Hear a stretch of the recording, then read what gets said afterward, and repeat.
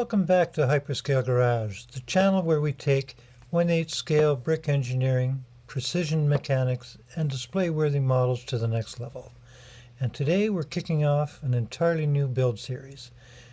Here we have the CADA Master Series Viva Hypercar. This thing looks absolutely massive, and honestly, just from the box alone, you can already tell this is going to be a serious build. Over the next several episodes, we're going to go step by step through the entire construction process, from unboxing to chassis assembly, drivetrain, suspension, bodywork, and hopefully all the way to a finished hypercar masterpiece. So if you love large-scale technical builds, advanced engineering, and detailed model construction, make sure you're subscribed because this series is going to be something special. Well, first impressions. The artwork on the front is really sharp.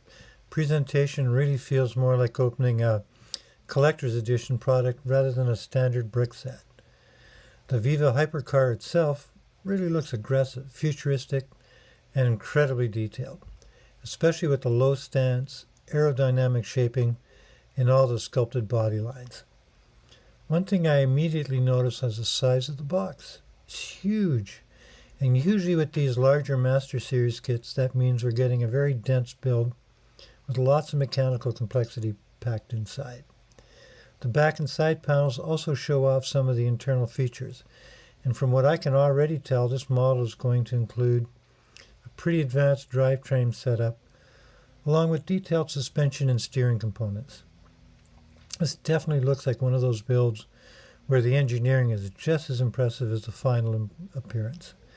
And honestly, that's one of the reasons I love these large-scale models so much. You're not just snapping bricks together, you're building a functioning mechanical system. And as we lift the cover off the box, we'll see inside 5 other boxes laid out in a pattern resembling the front of the Viva Hypercar. And within each box will be the various bags which will align with the various steps in order to build a model. There are north of 4,000 parts, I believe, in this unit, so it should be an interesting build. So, what can you expect from this series? We're going to take our time with this build. I'm going to be sharing the good, the frustrating, the impressive engineering moments, and everything in between. Because with large-scale models like this, there's always a journey involved. Some sections go together beautifully. Some sections just test your patience. But that's also what makes these builds rewarding.